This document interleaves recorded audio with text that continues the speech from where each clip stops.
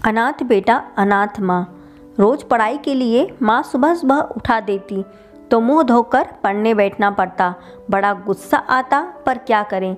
मुझ अनाथ को अपनाकर माँ बनी मैं बेटा। आज माँ की 13वीं है।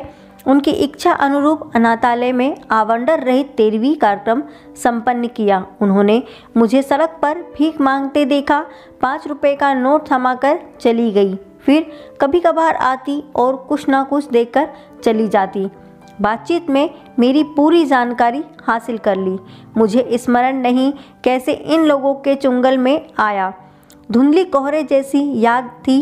घर के बाजू वाले भैया आइसक्रीम खिलाने लेकर गए थे। घर में आना जाना था, इसलिए आइसक्रीम के लालच में मैं उनके साथ निकल गया।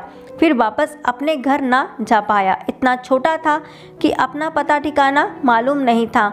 माँ ने धीरे धीरे मुझे समझाया। हमारे उस्ताद के डेरे पर एक दिन अचानक छापा पड़ा।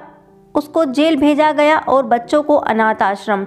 वहीं से माँ ने मुझे कानूनन गोद लिया। तब से माँ ही मेरी दुनिया थी।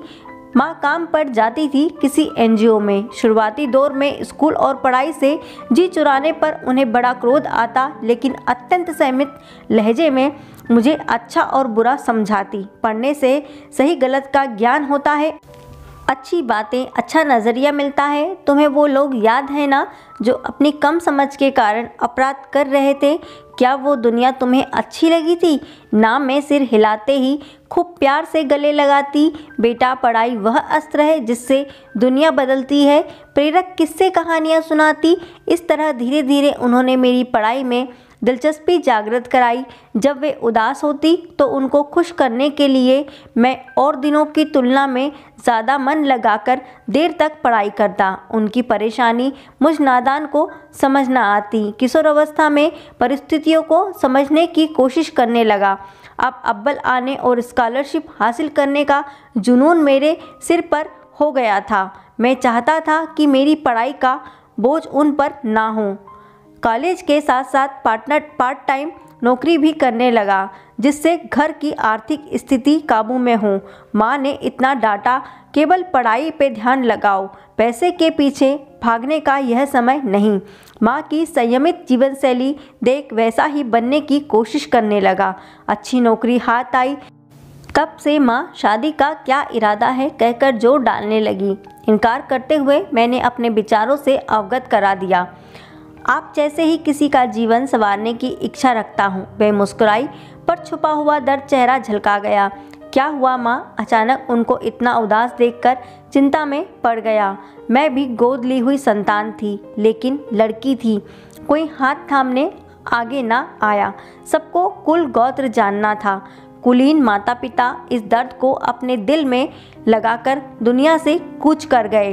अब समय के साथ मानसिकता ने करवट बदली। जब तुम मिले और वहाँ के हालात जानने के बाद बच्चों को आज़ाद कराने का सोचने लगी। वहीं आगे दोहराना चाहते हो तो रोकूंगी नहीं। शांत भाव से माँ ने कहा, अपने लिए तो सब जीते हैं। परमार्थ परम कर्तव्य बोलकर नहीं, अपितु निभाकर दिखाया जाता है। 2 बच्चों के पालन पोषण की कानूनी कार्रवाई के पश्चात घर ले आया। माँ के पास अब भरा पूरा परिवार था, जहाँ रौनक हमेशा डेरा जमाए बैठी रहती थी। ये माँ के ही संयम का ही कमाल था कि परिवार के सदस्यों को अपने अनुकूल ढालने में कोई कसर नहीं छोड़ती थी।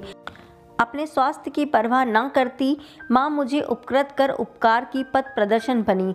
आज माँ के जाने पर लगता है कि उनका शरीर हमें छोड़कर गया है, पर आत्मा हम सबके हृदय में समाकर उसी संयम को विस्तृत आकाश प्रदान कर रही है, जो नेकी के सिलसिले को चलाए रखेगा।